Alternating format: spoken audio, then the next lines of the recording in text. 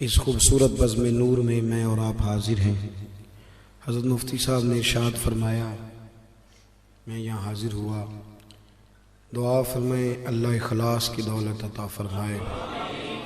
कुरान मजीद फुरकान हमीद ने इरशाद फरमाया या अय्युहन्नास, ए लोगो, कद जाकुम बुरहानुम मिर रब्बिकुम।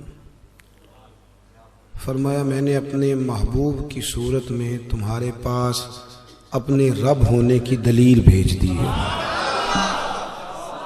तहकीक तुम्हारे पास तुम्हारे रब की तरफ से दलील आ गई।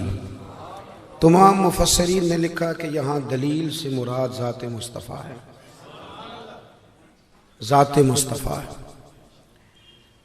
हुज़ूर सैयद आलम सल्लल्लाहु अलैहि वसल्लम अल्लाह की ज़ात व सिफ़ात का मज़हर बन के तशरीफ़ लाए, अता बनकर, सखा बनकर, वफा बनकर, खुदा का नूर उतरा लामकां से मुस्तफ़ा बनकर।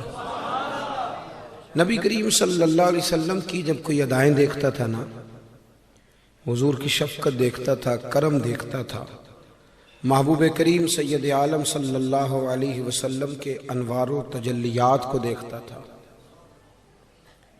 तो वो फौरी तौर पे समझ जाता था कि वो रब कितनी शान वाला होगा जिसने ऐसा रसूल अता फरमाया है। आप इस बात को समझें, मार्फत इलाही हासिल करने का सबसे बड़ा जरिया ज़ाते रिसालत माब,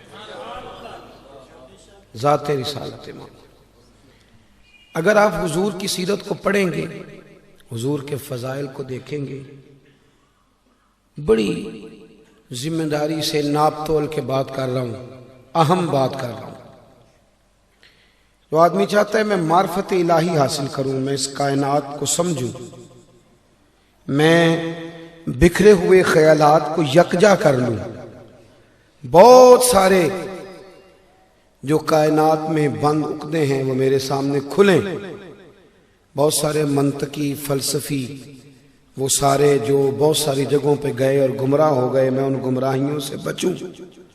उसका वाहद हाल ये है कि वो मेरे नबी करीम की सीरत और सूरत को पढ़े, हुजूर के जलवों के करीब जाए, हुजूर के फरमान देखे, नबी पाक अलैहिस्सलाम की तमाम अहादीस, वो कौली हो, फेली हो, तकरीरी हो, वो करीब जाए। मैं बड़ी जिम्मेदारी से अर्ज करता हूँ, जितना जितना हुजूर के करीब होता जाएगा ना, उतना उसका रब पर यकीन मजबूत होता जाएगा।